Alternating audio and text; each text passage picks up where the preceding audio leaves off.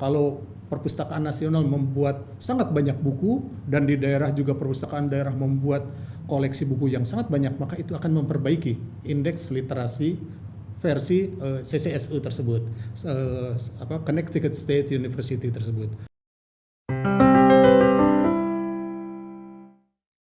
Halo sahabat Perpusnas, hari ini saya berada di kantor IKAPI, Ikatan Penerbit Indonesia di Cikini, tepatnya di Kalipasir.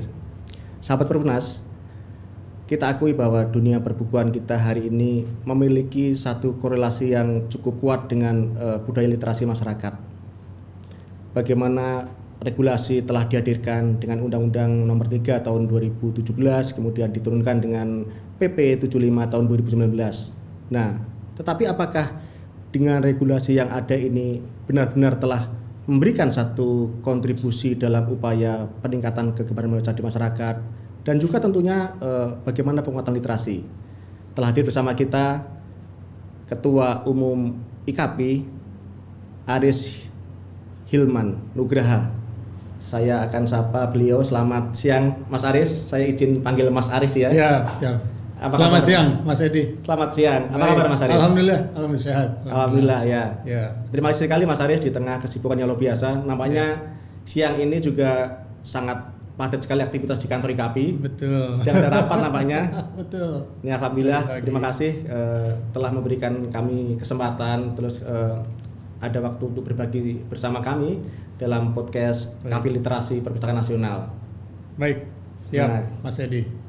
Kang Aris, hari ini kita akan bincang santai ya, bagaimana Kang Aris sebagai Ketua Umum IKAPI, kemudian bagaimana IKAPI menyikapi kondisi perbukuan, dan harapan kami sesungguhnya di Perpustakaan Nasional sebagai salah satu lembaga yang di sana salah satu indikatornya bagaimana literasi masyarakat meningkat, kemudian kegemaran membaca juga terangkat lebih kuat. Nah, tapi sebelum ke sana Mas Aris, saya ingin tahulah dari beberapa literatur yang saya baca, Mas Aris sudah begitu lama di industri perbukuan. Tetapi sebelum masuk ke sana, boleh cerita sebenarnya sebelum Mas Aris sampai menjadi Ketua Umum IKAPI, ya dari dulu, dari kecil lah kira-kira seperti apa? Karena mungkin sahabat Perpusnas ingin tahu juga masa kecil Mas Aris seperti apa. Terus kemudian nanti mungkin ada hal yang cukup menarik yang bisa dicatat sebagai satu bagian dari pembelajaran waktu kecil. Bagaimana Kang Aris? Silakan Kang. Baik, terima kasih. Mas Edi, ini barangkali saya agak malu sebenarnya menyampaikan tentang diri saya, tidak biasanya. Tetapi begini, ayah saya ini guru bahasa Indonesia di Bandung, di sebuah sekolah menengah atas, dan beliau memiliki buku yang sangat banyak, buku bacaan baik yang dalam kategori berat maupun juga kategori yang mungkin untuk anak-anak pada saat itu juga bisa kita olah. Kemudian saya sekolah waktu itu, ada satu sekolah yang menurut saya sangat penting, yaitu sekolah di tingkat SMP yang memiliki, saya sekolah di Bandung, SMP itu memiliki perpustakaan terbaik se-Jawa Barat, dan itu memang sampai saat ini pun juga saya melihat masih agak sulit menemukan kelas perpustakaan sekolah seperti yang saya alami waktu SMP itu. Dari kedua hal itu kemudian saya menjadi pembaca buku. Ya, di situ pula saya menemukan betapa kekuatan imajinasi, kreativitas itu bisa terbentuk lewat buku. Ada satu buku yang sangat populer pada masa saya, yaitu tentang Old Shatterhand misalnya. Itu buku adalah karya penulis Jerman yang tidak pernah ke Amerika Serikat, tetapi dia bisa menggambarkan bagaimana orang Indian seperti apa, bagaimana kita merayap di padang savana, bagaimana kita naik kuda atau memiliki kuda bedil pembunuh beruang, bedil perak dan sebagainya. Itu terbayang dalam imajinasi kita. Jadi saya melihat ini adalah hal yang luar biasa yang kemudian secara tidak sadar membentuk juga fungsi-fungsi kreativitas pada barangkali otak kanan kita, barangkali ya di sana yang kita bayangkan ini adalah sejak kecil begitu ya. Saya juga membaca buku dari ayah saya yang guru bahasa Indonesia, itu buku-buku yang baru saya tahu belakangan bahwa itu adalah dari karya para peraih Nobel, baik dari Eropa, Jepang, Amerika dan sebagainya. Nah, ini menarik buat saya, dan kemudian saya juga ujung-ujungnya menjadi jatuh cinta. Saya sejak kuliah sudah menjual buku, Saya menjual buku, tidak banyak orang yang tahu tentang hal ini, baru saya ceritakan ke Mas Edi. Jadi ketika ada teman-teman yang berkata, masuk dunia perbukuan sejak kapan? Sebenarnya saya sudah masuk dunia perbukuan dalam pengertian industri, itu sejak tahun 1980-an. Jadi sebenarnya sudah lama. Tetapi kemudian ketika saya mau kuliah, saya memilih dunia yang kira-kira juga terkait dengan penulisan, tetapi bukan buku. Saya memilih jurusan jurnalistik, maka saya kemudian juga bercita-cita menjadi penulis, saya menjadi wartawan. Saya cukup lama menjadi wartawan, mungkin sampai saat ini lebih dari 30 tahun saya menjadi wartawan. Sampai pada ujungnya saya merasa bahwa saya kok ingin terjun ke dunia buku lagi begitu, bukan dunia media massa yang sebelumnya, tetapi buku. Dan saya mendapatkan kesempatan dan memimpin sebuah perusahaan penerbitan buku, dan buku-bukunya juga cukup banyak, cukup dikenal di masyarakat. Nah, sampai kemudian saya juga dipanggil oleh teman-teman, merasa terpanggil juga bagaimana kalau kita sebagai volunteer mengembangkan perbukuan dalam organisasi bernama Ikatan Penerbit Indonesia. Saya masuklah ke dalam organisasi itu, dan kebetulan juga pada Musyawarah Nasional tahun 2020 ada teman-teman meminta saya untuk mencalonkan diri, dan saya kemudian menjadi Ketua Umum IKP 2020 sampai dengan 2025. Jadi buku adalah hal yang boleh dibilang mengisi hidup saya, barangkali lebih dari 80% hidup saya itu dengan buku begitu. Baik, luar biasa sekali Mas Arit. Ini saya yakin memberi inspirasi buat sahabat perpustakaan, buat sahabat perpustakaan semuanya. Nah, sebelum saya masuk ke lebih dalam, tentunya kita akan berangkat dari satu data. Data, kembali lagi, saya ingin mendapatkan pandangan dari Mas Aris, salah satu hasil survei di tahun 2016 yang mengatakan bahwa kita adalah nomor 60 dari 61. Nah, sebenarnya dalam perspektif Mas Aris sendiri terkait survei yang dilakukan oleh Consensus University ini seperti apa sih sebenarnya? Kalau kita relasikan dengan kondisi literasi kita hari ini, apakah itu memang relevan dan layak menjadi satu acuan atau seperti apa? Baik, sebenarnya itu adalah survei yang sudah agak lama tetapi relevan dengan kondisi kita saat ini. Hanya tentu perlu kita kritisi untuk sejumlah hal. Yang pertama, kita harus membedakan antara minat baca dan literasi. Minat baca akan mengantarkan kita pada kemampuan atau kecerdasan literasi.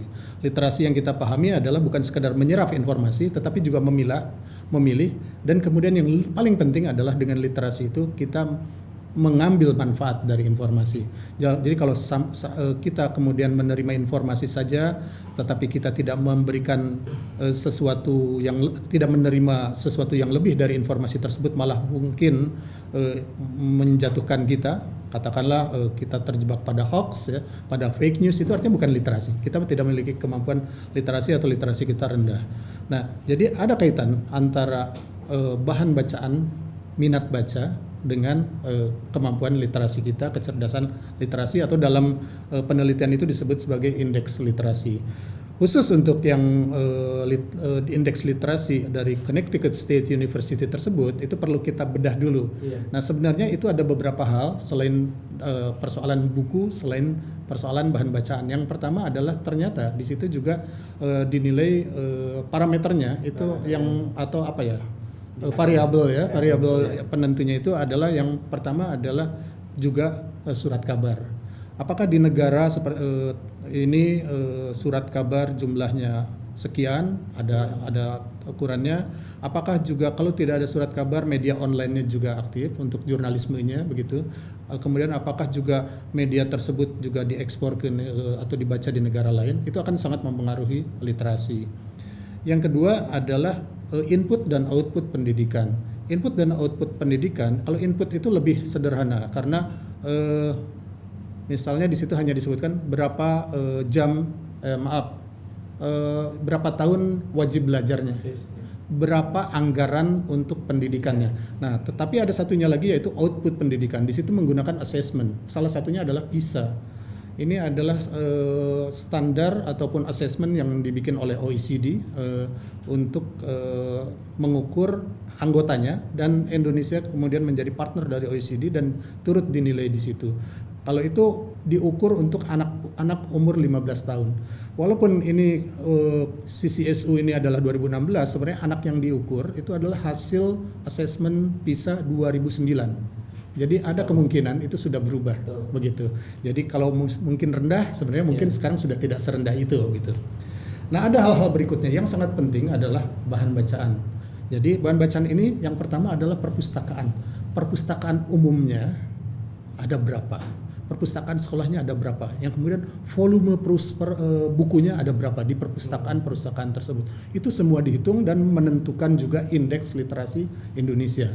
Kalau perpustakaan nasional membuat sangat banyak buku dan di daerah juga perpustakaan daerah membuat koleksi buku yang sangat banyak, maka itu akan memperbaiki indeks literasi versi CCSU tersebut, Connecticut State University tersebut.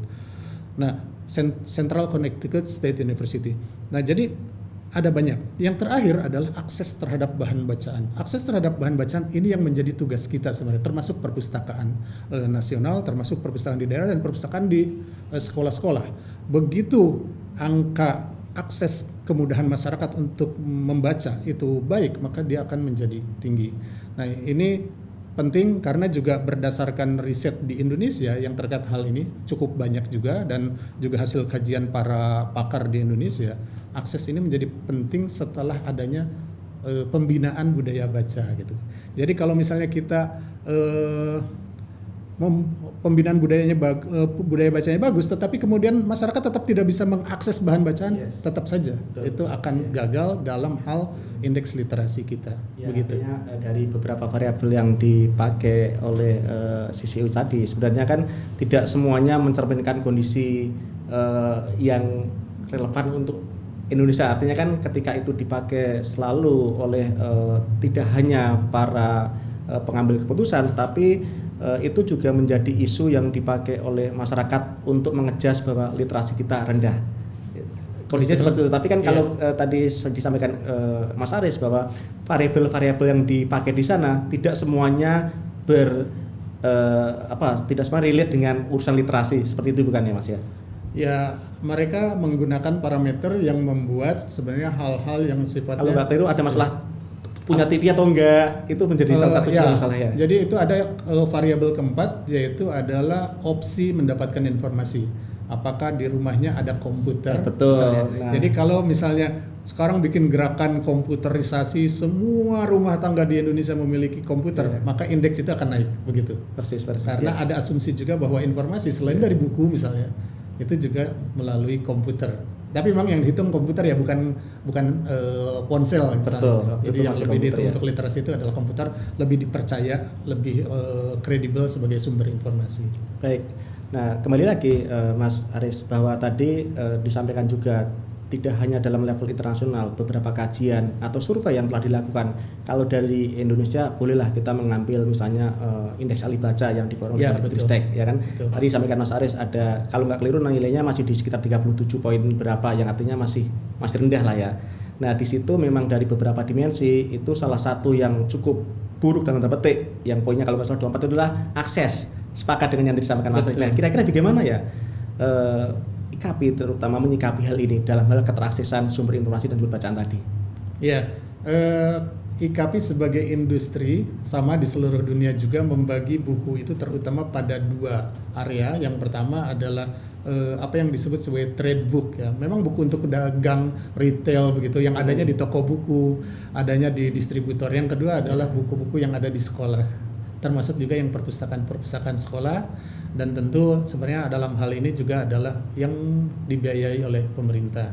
Nah, ini penting karena kita sebenarnya bisa membedah sekian persen dari industri buku kita ada di mana begitu ya.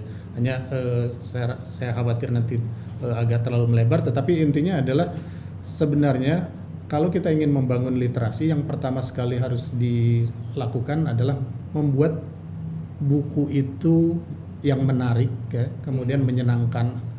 Kita bicara generasi barulah, generasi anak-anak ya, sehingga kita tidak jatuh pada perdebatan pada indeks literasi bagaimana atau berapa banyak orang kita, tapi bagaimana agar anak-anak kita nanti lebih suka membaca, lebih literat dengan demikian. Maka yang harus kita lakukan adalah membuat anak-anak itu suka membaca.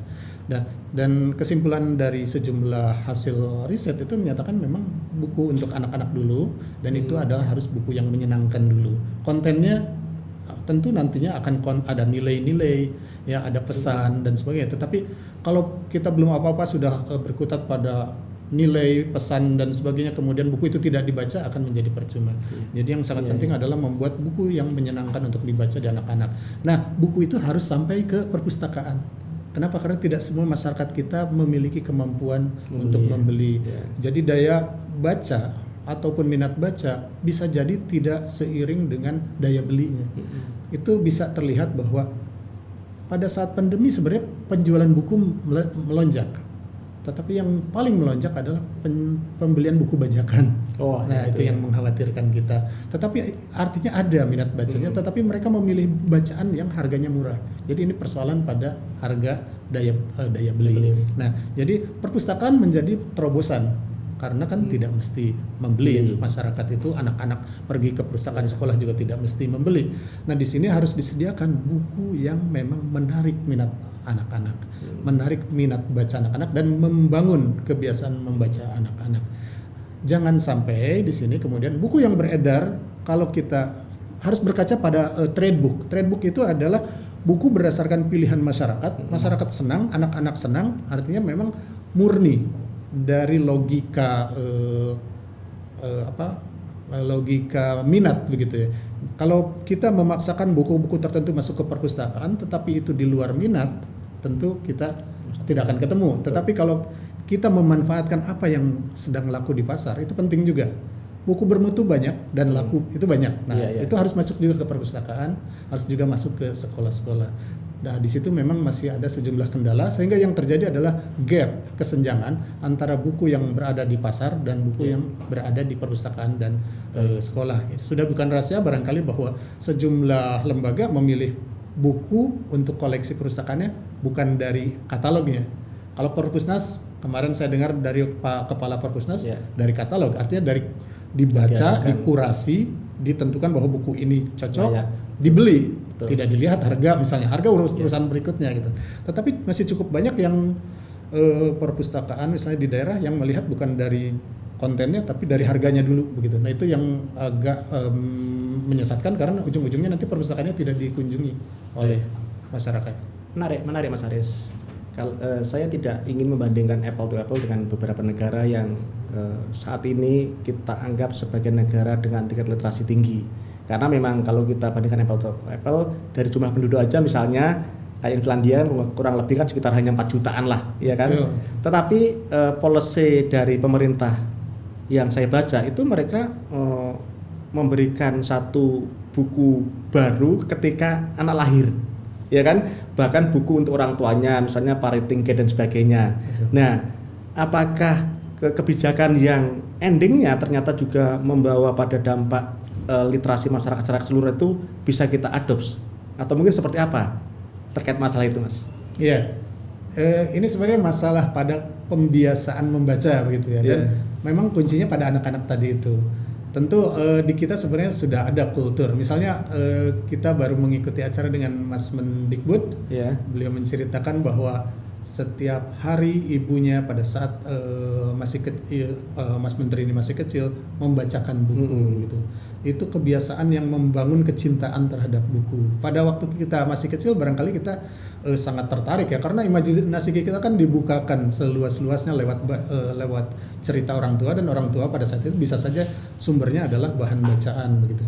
Sehingga ketika sudah dewasa mencarilah sumber secara langsung untuk dibaca. Nah, yang dilakukan di Finlandia itu kan sebenarnya semacam itu juga. Dan di Indonesia sebenarnya kan sudah ada gerakan literasi sekolah, sudah ada gerakan literasi nasional. Yang perlu ada kita sama-sama mendukung itu dan juga tentu memperbaiki hal-hal tadi itu yang bisa kita yang termasuk yang saya kritik adalah adanya gap gitu. Koleksi bukunya dulu dong yang bagus begitu yang masuk ke sekolah itu. Yang bukan sekedar bagus juga tetapi bagus tuh kan kalau dalam undang-undang harus bermutu, murah dan merata ya. Persis. Nah, tetapi juga ada sebenarnya yang satunya lagi yaitu menarik begitu ya. Menarik untuk dibaca. Kalau bermutu, murah, merata tapi tidak menarik dibaca, perpustakaannya akan kosong. Ya kan? Kemudian juga anak-anak tetap tidak akan menyukai buku. Nah, mereka mungkin lebih tertarik dengan gadget dan sebagainya. Dari situ juga kita melihat misalnya walaupun Mas Menteri ini latar belakangnya adalah dunia teknologi, tetapi anak-anaknya itu dipagari soal gadget. Jadi benar-benar ada kuota. Itu bukan cerita yang eksklusif hanya untuk Mas Menteri. Banyak tokoh kita yang membatasi anak-anaknya untuk gadget, tetapi tidak membatasi sedikit pun untuk membeli buku. Nah, ini adalah sesuatu yang harus ditanamkan oleh orang tua kepada anak-anaknya, dan saya rasa tidak apa ya kita melihat apa yang sudah dilakukan Finlandia. Finlandia itu pada ujung-ujungnya menghasilkan banyak hal dari kecintaan terhadap buku, literasinya menjadi bagus. Betul. Terus kemudian indeks ataupun pencapaian inovasinya juga bagus, dan tidak kalah pentingnya juga indeks kebahagiaannya juga bagus. Karena salah satu yang membuat bahagia itu, buku itu adalah salah satu benda yang bisa dengan sangat cepat membuat orang menjadi bahagia, bahkan membuat rileks lebih cepat daripada kopi. Yes. Buku itu. Iya. Ketika membaca buku udah mendapatkan relaksasi ya. Iya, betul. Oke. Mas Aris, menarik tadi memang kalau kita mengacu di Undang-Undang 3 2017 kan murah, bermutu, dan merata. Nah, tambahnya lagi menarik. Nah, saya tertarik untuk mencoba menelisik lebih jauh terkait undang-undang perbukuan kita. Ya memang tidak semua polisi atau kebijakan pemerintah itu bisa memuaskan semua pihak lah, tapi minimal dalam kaitannya coba kita relasikan dengan literasi, apa yang tertuang dalam undang-undang perbukuan kita itu mungkin ada hal-hal atau catatan-catatan dari Mas Aris. Ya, undang-undang itu kan sebenarnya dibuat sudah cukup lama dan IKAPI juga terlibat di dalamnya. Ada 10 pelaku perbukuan, semuanya dilibatkan. Penerbit hanya salah satunya, kan ada mulai penulis, editor, desainer, ilustrator, penerjemah, penyadur, kemudian baru yang organisasi lembaga penerbit buku, percetakan, toko buku, dan pengembang buku elektronik. Ada 10 pelaku perbukuan. Di situ sebenarnya begitu pemerintah dan DPR menyusun undang-undang sudah dihitung konsekuensi anggarannya. Jadi kalau undang-undang ini sudah berlaku, maka akan ada anggaran sekian untuk perbukuan, untuk sistem perbukuan, untuk membangun apa yang diamanatkan oleh undang-undang sistem perbukuan tersebut. Nah, itu belum berjalan. Yang kedua, undang-undang ini memerlukan juga turunan dalam sejumlah peraturan pelaksana. Saat ini baru ada satu peraturan pelaksana undang-undang, dari seharusnya barangkali 5 atau 6 begitu. Dan yang juga sangat penting adalah kita harus dorong undang-undang ini juga ada turunannya di daerah dalam bentuk perda atau peraturan kepala daerah, mau bupati, wali kota, atau gubernur. Kenapa? Karena juga di daerah pun kalau kita berangkat dari amanat undang-undang tentang ekosistem perbukuan, itu adalah suasana yang harmonis di antara para pelaku perbukuan, maka itu perlu dukungan di daerah. Jangan sampai misalnya kita menyelenggarakan sebuah kegiatan, sudah semuanya siap, tetapi sebenarnya tidak ada support anggaran sama sekali dari pemerintah daerah misalnya. Nah, di tingkat pusat sama juga. Dengan adanya undang-undang ini sebenarnya ada amanat untuk pemerintah untuk menganggarkan sekian rupiah demi ekosistem perbukuan yang diinginkan. Nah, terutama sebenarnya adalah bagi kita ya, terutama iklimnya harus sehat.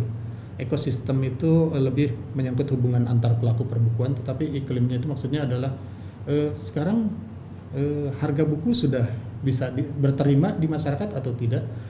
Penulis apakah sudah merasa royaltinya dilindungi oleh penerbit misalnya, atau percetakan harga cetaknya juga masuk di hitungan penerbit atau tidak. Nah, ini memerlukan banyak hal, dan terutama adalah sebenarnya untuk saat ini pengakuan terhadap konten, pengakuan terhadap produk kreatifnya. Buku itu bukan cetakan kertas atau tinta, tidak bisa dihitung hanya berdasarkan biaya cetak dan biaya fisik. Ini adalah produk kreatif. Ini adalah IP yang kita sebut IP ya, intellectual property, yang hak ekonominya menurut undang-undang hak cipta itu harus dilindungi. Artinya tidak boleh kita membuat iklim yang tidak menghargai hak cipta sehingga masyarakat kemudian dengan seenaknya membeli buku bajakan. Dan itu harus dari atas, membersihkan dinding itu harus dari atas. Kalau dari bawah dulu bersihkan, nanti kotor dari atas. Jadi untuk hal ini sebenarnya kampanye untuk penghargaan terhadap hak cipta itu akan dengan serta-merta berpengaruh kepada masyarakat untuk hanya membeli buku orisinal.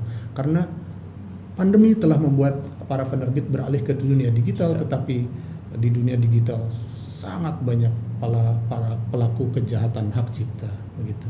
Ya, berarti memang salah satu isu yang sampai hari ini nampaknya belum ada solusi secara komprehensif ya. Secara regulasi kan kita dilindungi oleh undang-undang hak cipta juga, tetapi dalam realisasinya, artinya dalam beberapa tindakan itu masih begitu maraknya. Bahkan dalam beberapa media yang saya baca, loka pasar itu sebagai sarang yang cukup luar biasa bagi mereka pelaku perbajakan. Seperti itu. Betul. Nah, kira-kira siapa sih yang, ya ini tanggung jawab kita bersama sesungguhnya, tetapi siapa sih yang menjadi regulator untuk memastikan bahwa pelaku pembajakan ini dalam bentuk apapun itu bisa kita eliminasi lah, bahkan bisa kita hilangkan. Itu dari mana mulainya kira-kira, Mas? Karena kalau kita bicara mas dunia digital kan kita tidak bisa keluar lah dari sana lah, ya kan?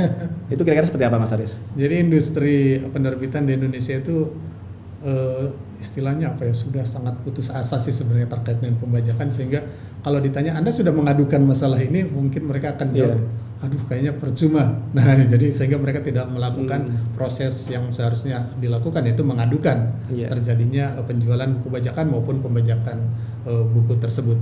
Nah, tetapi ada upaya misalnya dari IKP juga menjalin hubungan misalnya dengan kerjasama dengan Kemenparekraf terkait hal ini, agar kami dipertemukan juga dengan industri yang terkait dengan marketplace atau loka pasar. Kami sudah bertemu dengan mereka. Bahkan ada satu loka pasar kami sudah menjalin MOU agar mempermudah proses untuk penghapusan produk-produk bajakan begitu.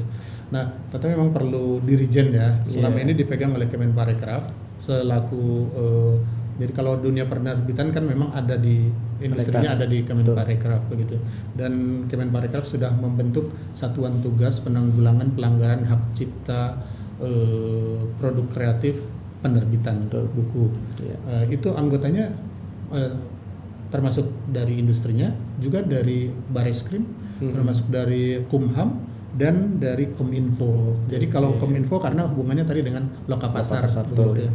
Nah, memang ada sejumlah hal yang sedikit menyulitkan untuk industri yang kita harus dorong. Yang pertama, kami lebih memilih untuk mencoba ini jangka panjang, bahwa regulasinya memang saat ini untuk pembajakan dianggap sebagai delik aduan. Jadi kalau kami industri tidak mengadukan, maka tidak ada tindak pidana di situ. Setelah mengadukan baru Tapi kan untuk proses itu juga harus delik aduan, nanti harus ada mediasi dulu. Kadang-kadang kan bagi kita, aduh ini kok kami harus berdiskusi ya, kami kok harus bernegosiasi dengan penjahat sih. Begitu ya. Tapi itu dari sudut regulasi oke lah. Itu jangka panjang. Tapi yang kedua, kami juga mencoba agar ketentuan misalnya di loka pasar itu lebih ketat terhadap penyeleksian calon penjual buku gitu. Karena buku itu bukan sekedar produk yang seperti komoditas lain. Ini ada masalah IP, ada intellectual property rights ya, di situ. Nah, masalahnya adalah ini kita masih bernego. Bagi kami sebaiknya ada proses seleksi untuk calon toko buku begitu yang ada di sana, bahwa mereka menjamin produknya adalah produk yang asli, bukan produk bajakan. Ini belum sampai ke sana, tetapi setidaknya untuk proses take down, misalnya bahwa kalau ini buku bajakan, please kami dipermudah untuk membuat buku bajakan itu dicabut dari marketplace. Itu sudah ada yang menanggapi marketplace, ada yang cuek-cuek saja gitu kan, ada yang menganggap barangkali ini mengancam bisnis mereka begitu. Tetapi ini adalah jalan yang harus kami tempuh, proses negosiasi, proses diskusi ya dengan marketplace itu. Misalnya ada satu marketplace yang kita bikin brand alliance. Brand alliance itu ya mungkin inilah untuk kesepakatan sejumlah merek begitu ya, persekutuan atau. Nah, yang kalau sudah menjadi anggota brand alliance maka akan dipermudah saat mengadu. Kalau tidak menjadi anggota brand alliance sangat susah di dunia marketplace. Misalnya kita diminta mana keabsahan bisnis Anda, legalitas perusahaan Anda, udah gitu mana pencatatan hukum buku tersebut. Padahal buku itu harus dilindungi oleh undang-undang, bukan karena dicatatkan. Menurut undang-undang hak cipta, buku itu termasuk produk kreatif yang begitu lahir prinsip deklaratif harus langsung dilindungi oleh undang-undang. Ya. Iya. Nah, sementara marketplace enggak. Mana pencatatan hak ciptanya? Nah, saya agak menurut saya agak naif ya kalau kita harus seperti bayangkan aja kalau sesuai dengan ISBN itu ada 159.000 judul buku tahun lalu, semuanya harus dicatatkan ke pencatatan hak cipta begitu. Yang penting adalah lindungi dulu gitu. Itu terkait. Tapi yang terutama sekarang sebenarnya adalah proses edukasi kepada masyarakat. Kalau kita melihat marketplace atau loka pasar, cukup banyak masyarakat kita yang permisif terhadap buku bajakan. Nah, ini yang harus kita ingatkan bahwa ini ada hak ekonomi orang loh dalam produk yang kalian baca ini. Edukasi masyarakat namanya betul. Penting. Jadi proses edukasi menjadi sangat penting kepada masyarakat untuk menghargai hak kekayaan intelektual dalam bentuk buku tersebut. Buku bukan sekedar fotokopian begitu kan. Buku bukan sekedar barang cetakan, tetapi ada orang yang di belakang ini bahkan 10 pelaku perbukuan. Kalau Anda membeli buku bajakan, Anda hanya menghidupi pembajak yang dia tidak membayar royalti, ya kan? Dia tidak membayar biaya promosi karena yang dicetak hanya buku-buku bestseller misalnya. Dia tidak membayar ongkos-ongkos untuk desainer atau ilustrator dan sebagainya gitu. Jadi mari kalau kita ingin dunia perbukuan kita tumbuh, hargai buku yang orisinal. Bahkan untuk mereka pembaca pun sepertinya mereka seperti industri perbukuan yang benar-benar menghasilkan karya. Artinya kan mesin-mesin mereka itu luar biasa. Artinya kan mereka tidak sekedar fotokopi 1-2 biji seperti mahasiswa seperti itu ya Mas ya. Tetapi gini Mas, kalau kita lihat dengan maraknya pembajakan ini, saya punya pikiran satu yang unik. Apa berarti ini menandakan bahwa sebenarnya minat masyarakat itu tinggi untuk membaca ya? Atau seperti apa ya? Bacanya ada. Iya kan? Makanya kalau saya teman kami bilang kita lebih terhormat meminjam buku di perpustakaan daripada membacakan. Tetapi dengan banyaknya buku yang dibeli itu berarti kan menandakan mereka memang membutuhkan informasi di buku tersebut, Mas. Betul. Jadi sebenarnya itu kalau dibilang minat bacanya juga tidak ada ya nggak betul. Hanya saja, nah ini sebenarnya terkait literasi. Barangkali belum terpahamkan bahwa kalau mereka beli adalah buku bajakan, ini nggak ada hubungannya dengan pengabdian terhadap ilmu pengetahuan. Kadang-kadang ada penulis saya wakafkan karya saya tanpa boleh difotokopi lah, tanpa ada royalti apa-apa, tetapi itu membuka kotak Pandora. Jadi begitu ini dibukakan peluang itu, maka menjadi permisif, kejahatan-kejahatannya datang begitu bersama kebaikan orang tersebut begitu. Nah, ini yang harus dijaga agar masyarakat tolong hargai, karena ini untuk keberhasilan atau juga untuk produksi produk kreatif berikutnya, bukan hanya untuk saat ini, sehingga seharusnya lah kita hanya membeli buku yang asli dari penerbit dan penulisnya, bukan dari pembajak begitu ya. Baik Mas, kalau kita coba bandingkan ya dari beberapa referensi yang saya baca itu untuk industri penerbitan utamanya itu kan, kalau memang tadi Mas Aris sampaikan penerbitan menjadi satu bagian dari kalau nggak salah 17 subsektornya Kemenparekraf ya. Nah kemarin tahun 2019 kalau salah ya Mas Aris hadir di acaranya London Book Fair 2019. Saya 2019 tidak, kemarin baru hadirnya di 2022 ini. Nah, yang di sana itu kalau nggak keliru industri penerbitan sangat luar biasa. Bahkan memberikan satu supporting untuk pendapatan negara itu hampir 1,35 triliun kalau nggak salah, ya kan? Ya, nah, kira-kira apa sih mereka kalau dari sisi misalnya jumlah penduduk sebagainya kan jauh, kemungkinan konsumtifnya jauh di bawah kita. Itu apa kira-kira yang bisa membuat industri penerbitan di sana itu bisa begitu maraknya, bisa begitu tumbuh, bahkan kalau nggak keliru dia justru malah bicara dalam tataran ekspor ke negara-negara lain. Betul. Nah, ada beberapa hal yang penting. Yang pertama sebenarnya kita juga harus melihat tadi ya soal jumlah itu. Jadi kalau kita melihat kebangkitan industri perbukuan di banyak negara, yang bolehlah tadi Inggris sudah sangat lama sejarahnya ya. Tapi kita bisa melihat bahwa yang baru-baru seperti Korea misalnya, atau Turki atau Jepang gitu, itu peran pemerintah untuk mendorong industri IP-nya itu luar biasa. Jadi misalnya Korea itu oke, semua buku yang laku untuk diekspor, hak cipta terjemahannya silahkan, nanti kami biayai proses penerjemahannya. Luar biasa. Dalam dunia perbukuan disebut Transliteration Funding Program (TFP). Jadi Turki ada lembaga namanya TEDA. TEDA ini sama. Kalau penerbit buku Turki menjual hak cipta terjemahannya ke Indonesia, penerbit Indonesia tidak usah keluar uang untuk menerjemahkan karena akan dibayar oleh pemerintah Turki gitu. Jepang sudah melakukan itu dengan Japan Foundation dari dulu begitu Iya, kan. betul. Cina juga sudah melakukan Buku itu. mereka masuk ke Indonesia tapi Ya. bahasanya bahasa kita itu ya. Jadi sudah ada biaya untuk menerjemahkannya. Iya. Kita tinggal mengusulkan saja, ini saya penerjemahnya, ini biaya karena mahal menerjemahkan buku itu mahal. Nah, sehingga hanya dengan dukungan seperti itulah negara lain tertarik untuk membeli buku kita. Nah, lembaga semacam translation funding program itu Indonesia belum punya. Baru sifatnya ad hoc, misalnya pemerintah tahun 2019 Mengeluarkan berapa buku itu ya. membiayai Iya. penerjemahan buku Indonesia yang merupakan hasil transaksi di Indonesia Partnership Program Oke. yang dibuat oleh IKP. Nah, ini harusnya nanti menjadi lembaga tersendiri dalam pengertian ada anggarannya setiap tahun.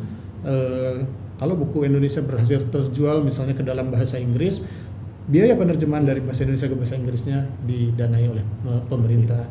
Jadi kalau kita melihat sekarang seakan-akan industri IP Korea itu kan luar biasa industri IP-nya.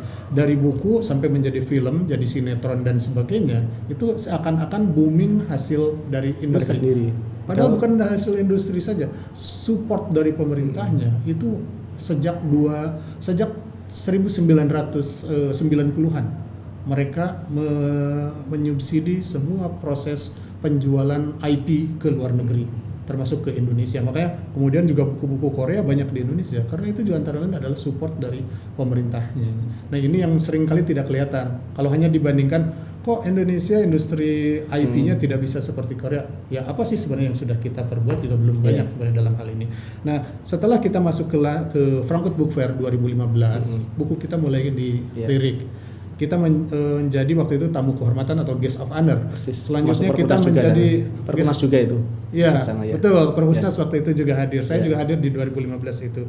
Kemudian di 2019 kita menjadi negara market focus di London Book Fair. Oh, iya, LBF. Nah, ini juga kemudian buku kita menjadi perhatian. Tahun ini Indonesia akan menjadi atau Jakarta dan IKP akan menjadi tuan rumah dari Kongres Penerbit Sedunia. Itu lagi-lagi kan orang akan datang melihat ke Indonesia, tapi kita punya apa di Indonesia? Apakah kalau mereka datang kita akan siapkan nih translation funding programnya? Ini biaya penerjemahan bukunya, ada nggak itu? Nah, itu yang kita belum. Mudah-mudahan nanti begitu bulan November hal ini bisa terrealisasi. Sebenarnya ini juga sudah menjadi bahan pemikiran Kementerian Parekraf agar ada anggaran untuk penerjemahan. Karena ini sangat penting. Karena begitu kita bicara buku, kita tidak semata bicara buku. Kita bicara tentang manajemen properti sebenarnya. Kalau hanya bicara bukunya, buku akan cenderung dikecilkan karena kelihatannya nilai ekspornya kecil. Tetapi coba cek deh, sekarang film-film yang sedang populer itu dari mana? Buku. Betul. IP-nya dari mana? IP-nya dari buku. Iya. Nah, ini kesadaran ini harus ada di kita semua bahwa bisa jadi nanti dari komik Indonesia itu nanti masuk ke Marvel. Iya. Sejumlah buku di Indonesia itu sudah diamati oleh Netflix. Nanti akan menjadi untuk difilmkan di Netflix gitu kan. Nah, ini artinya kita jangan hanya melihat sumbangsih buku, tapi sumbangsih IP atau kekayaan intelektual yang lahir melalui buku. Iya. Jadi bukunya harus disupport. Iya. Karena ini akan memiliki implikasi yang bergulir pada sektor-sektor yang lain yang terutama adalah dunia kreatif begitu. Persis. Memang kondisi perbukuan kita. Nah, tadi kalau bicara masalah buku kemudian dialihwanakan ke dalam film dan sebagainya sudah kita mulai. Betul, ya kan? betul. Beberapa film misalnya hari ini kita melihat bukunya Kang Ahmad Fuadi misalnya kan, Ya, itu juga Rana Tiga Warna kan, sebelumnya juga Negeri Lima Menara.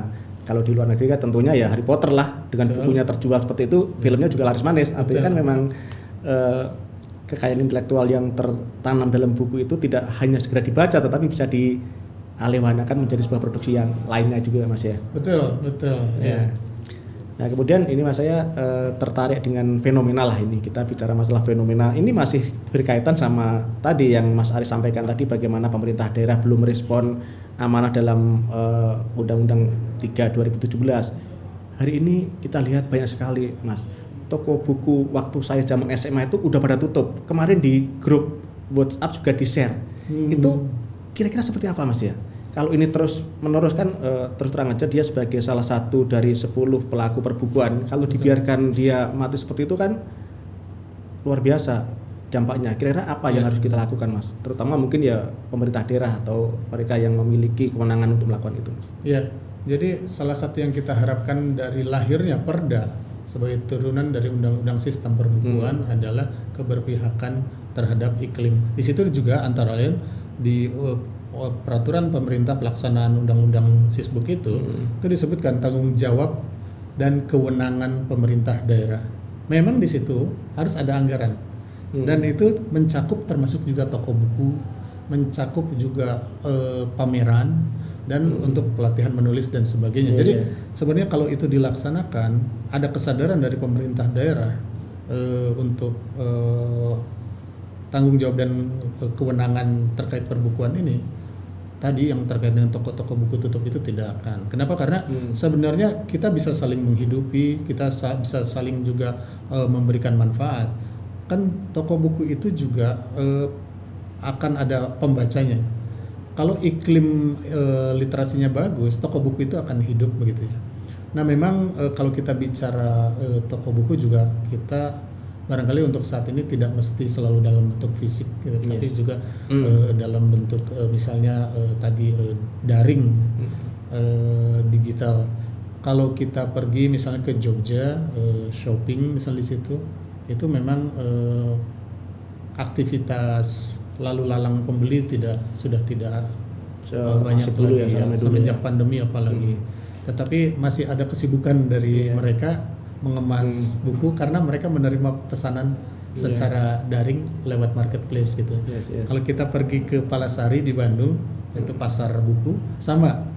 Kalau orang yang beli langsung itu sudah tidak seperti dulu lagi, apalagi semenjak pandemi boleh dibilang pukulan luar biasa. Tetapi orang-orang yang ada di situ, para pedagang itu masih kelihatan membungkus buku memang. Jadi untuk mengirimkan bukunya. Jadi hal-hal semacam ini sebenarnya bisa kita bantu, kita dukung. Misalnya tadi seandainya masalah pembajakan bisa kita tangani, mereka akan lebih mendapatkan benefit jangka panjang gitu. Dan pemerintah daerah memiliki tanggung jawab dan otoritas atau kewenangan terkait hal tersebut. Jadi karena juga toko buku saat ini barangkali ada semacam evolusi. Toko buku yang besar sekarang cenderung untuk mengerutkan secara fisik dengan hanya ada yang misalnya jaringan toko buku besar itu hanya menilai sekarang yang efektif itu hanya 400 meter persegi saja, tidak perlu 1000 meter persegi gitu. Yang kedua, toko buku itu harus mencampur dengan produk lainnya selain buku, misalnya menjadi 50-50 gitu ya. Ada toko sepatunya di dalam itu kan, ada alat masaknya dan alat masak itu berhubungan juga dengan buku-buku masak misalnya buku sport nanti berkaitan dengan alat-alat sepatu atau jersey dan sebagainya gitu. Itu menjadi perkembangan baru di dunia retail buku sebenarnya. Nah ini yang seharusnya menjadi perhatian karena kalau kita ingin kita kan bicara buku itu bicara terutama adalah diversity-nya gitu. Kita memiliki 1.300 suku bangsa, 800 bahasa, 17.000 pulau tetapi yang lebih penting adalah tadi kekayaan kita adalah pada jumlah suku bangsa dan bahasanya. Bayangkan saja kalau itu semua memproduksi karya-karya lokalnya. Itu akan sangat beragam, akan sangat kaya kita. Kita tidak akan disetir lagi mana buku yang baik menurut platform dari luar, tetapi kita memiliki parameter sendiri. Dan itu kan buku yang baik. Amanah dari undang-undang juga kan, yang untuk lokal konten kan? Betul. Nah ini kan karena ketiadaan ketentuan di daerah sampai saat ini masih terjadi dispute di beberapa hal. Misalnya ada pernah kejadian satu provinsi yang menyeleksi buku itu bukan pemerintahnya, padahal menurut undang-undang seharusnya yang menyeleksi buku muatan lokal adalah lembaga yang menangani bidang pendidikan, artinya dinas pendidikan seharusnya. Tetapi yang terjadi pada saat itu yang menyeleksi adalah lembaga adat. Kemudian konflik dengan penerbit karena penerbit merasa tidak mendapat tidak bisa masuk begitu ke sana. Untungnya sudah selesai. Atau begini, misalnya ada juga kasus di daerah lainnya sudah disepakati untuk pembelian buku sekian rupiah, bukunya dicetak, kemudian buku itu dialihkan, ternyata anggarannya tidak jadi untuk buku tapi untuk gadget sekolah. Kasihan penerbitnya sudah cetak banyak, nggak mungkin habis gitu ya. Karena ternyata sekolah dinasnya menilai bahwa tidak mesti buku, boleh juga beli laptop gitu. Nah itu harus tegas, harus ada keberpihakan, harus ada afirmatif regulationnya juga terhadap buku. Karena kalau enggak juga akan cenderung orang melupakan buku. Karena buku itu kan tidak megah, buku itu tidak glamor, buku itu tidak kelihatan canggih. Kalau misalkan sekolah punya dana BOS, tetapi Juknis tidak mengatakan harus beli buku sekian persen, maka mereka tidak akan beli buku. Ya, mendingan memperbaiki pagar, ruangan-ruangan, agar. Ya, kemudian yang kelihatan canggih beli komputer misalnya gitu kan. Buku sih sedikit saja. Nah, jadi kalau tidak ada afirmasi, buku juga kesulitan. Dulu dana BOS itu ada juknisnya, sekian persen harus dibelikan pustaka buku. Betul gitu ya. Nah ini perlu keberpihakan semacam ini dalam regulasi juga begitu. Oke, baik Mas Aris. Satu lagi ini mungkin terkait masalah tadi, kalau kita bicara masalah perbukuan dan literasi itu kira-kira yang kita dahulukan yang mana ya? Artinya kalau kita bandingkan, saya dalam tataran kuantitatifnya memang peredaran buku di Indonesia itu seberapa banyak sih sebenarnya dibandingkan dengan jumlah dari penduduk yang ada. Nah, apakah dari sana nanti bisa kita tarik menguatkan literasi dengan memudahkan akses atau menyiapkan mereka buku-buku yang baru? Itu yang pertama, Mas. Kira-kira seperti apa, Mas? Ya, menurut saya tidak bisa dipisahkan kedua-duanya dan tidak boleh ada satupun yang diabaikan begitu ya. Karena begini, misalnya kalau dengan asumsi bahwa satu buku kita ditunggu oleh 90 orang, kemudian kita jatuh pada strategi untuk memperbanyak judul buku, itu nanti akan ada buku-buku yang kualitasnya rendah karena yang dikejar adalah bagaimana quantity. Yang juga makanya harus diimbangi dengan quality. Nah, quality itu sebenarnya bukan sekedar quality dalam pengertian yang sangat umum, misalnya tentang tata bahasa, tentang kekuatan konten, tetapi juga tentang tadi itu, apakah buku ini bisa memikat pembacanya. Nah, ini adanya pada quality bukan pada quantity. Kenapa? Karena yang perlu kita lakukan sebenarnya kalau menurut saya, terutama anak-anak kita, gimana agar mereka suka membaca dulu. Nah, ini juga ada hasil risetnya di Kemendikbud juga sudah dilakukan dan ini sangat penting menjadi prioritas sehingga sekarang ini Mendikbud juga cenderung untuk menyatakan buku itu harus menyenangkan agar bisa masuk. Misal ini di luar buku pelajaran teks utama ya ataupun teks pendamping. Ini adalah apa yang disebut oleh Kemendikbud atau pemerintah sebagai buku non teks. Buku non teks ini tugasnya adalah membuat anak-anak kita suka membaca. Nah, untuk suka membaca bukunya memang betul harus bermutu, harus murah dan murah, tapi juga menarik. Harus sesuai dengan bahan percakapan dia anak-anak itu ketika dengan teman-temannya di luar sekolah begitu. Jangan sampai dia baca buku A tetapi teman-teman yang lain baca buku B sehingga dia akan ketinggalan sendiri gitu. Sehingga gap tadi, kesenjangan antara buku yang ada berdasarkan minat yang sangat natural di pasar buku trade book tadi dengan buku yang ada di sekolah itu harus sama begitu. Ya, karena dalam beberapa diskusi juga banyak kawan-kawan dari daerah itu sering mengatakan buku yang ada di kami itu nggak mutu. Nah, sebenarnya nggak mutunya itu saya telusur lebih jauh lagi, ya itu tidak pas dengan mereka. Artinya buku yang tepat di wilayah Jakarta belum tentu dengan pembaca berbeda tepat di wilayah lainnya. Ini yang menjadi PR juga, terutama kami di Pertukaran Nasional ketika mendistribusikan buku itu ke region yang berbeda-beda, itu juga karakter mereka berbeda. Itu salah satu yang mendasari mereka mengatakan buku itu mutu atau tidak, ya ketepatan tadilah, kira-kira ketepatan mereka membutuhkan buku apa, mendapatkan buku apa, ini yang menjadi PR kita juga. Betul. Nah kemudian gini Mas Aris, kalau bicara masalah kembali lagi karena tema kita memang bagaimana dunia perbukuan bisa mensupport terkait masalah literasi, sebagai penutup bisa disampaikan beberapa hal terkait itu Mas. Berarti korelasi antara industri perbukuan hari ini dengan penguatan literasi. Ya, dari sudut pandang saya sebagai orang industrinya ya, berarti ya mewakili industri. Sebenarnya apa yang diamanatkan undang-undang itu sudah cocok sebenarnya dari aspek komunitas perbukuannya, para pelaku perbukuannya. Itu memang kami harus sama-sama. Tetapi 10 pelaku perbukuan itu ternyata belum mencakup pemerintah sebenarnya. Padahal pemerintah itu di satu sisi regulator, yang kedua juga ternyata memproduksi buku gitu kan. Yang ketiga membeli buku. Membeli buku juga. Pemerintah itu besar. Lebih besar dibeli pemerintah daripada dibeli oleh masyarakat umum. Nah, ini bagaimana mensinkronkan antara ekosistem yang mencakup 10 pelaku perbukuan dengan pemerintah sebenarnya. Itu bukan sesuatu yang mudah juga, tentu ada perbedaan pendapat terkait strategi literasinya begitu kan, apakah quality ataukah quantity, apakah buku itu harus murah dulu baru kemudian bisa merata dan bermutu. Kata penerbit mungkin kalau bermutu bisa tapi nggak murah, itu kan harus dijembatani, Jadi misalnya sekarang masih ada gap antara buku bermutu dengan HET atau harga eceran tertinggi yang ditetapkan oleh pemerintah. Akhirnya penerbit buku bermutu ini nggak mau bukunya masuk ke sekolah. Enggak, nanti ditawar bukunya harusnya 48.000 ditawar 18.000 gitu kan. Karena HET. Tapi kata pemerintah kan harus merata, kan harus murah. Nah, hal-hal semacam ini di level implementasi yang perlu kita selesaikan, dan tidak ada cara lain, kita memang harus ngobrol. Kita harus diskusi semacam ini dari hati ke hati, tidak saling curiga misalnya wah itu kan orang-orang proyek nih katanya gitu kan. Enggak, banyak di industri kita itu yang memiliki memang tumbuh menjadi penerbit dengan idealisme. Ya, demi bangsa itu banyak penerbit semacam itu.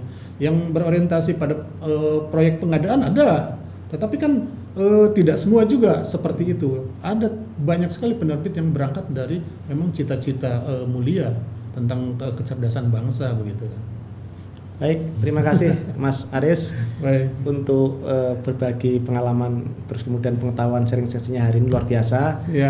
Saya pastinya ini akan memberikan satu insight buat kami di Persatuan Nasional dan juga buat sahabat Perpuna semua, bagaimana industri perbukuan kita terus tumbuh sebagai salah satu jalan untuk bagaimana ikut mendorong pengembangan atau pembudayaan literasi di masyarakat. Sahabat Persatuan, demikian tadi bincang-bincang saya dengan Aris Hilman Nugraha sebagai Ketua Umum IKP. Mudah-mudahan apa yang disampaikan menjadi bahan buat kita semua untuk sama-sama turut ambil bagian dalam upaya penguatan literasi di Indonesia. Akhirnya saya Edi Wiono sebagai host, mohon maaf atas segala kesalahan. Wassalamualaikum warahmatullahi wabarakatuh. Salam literasi.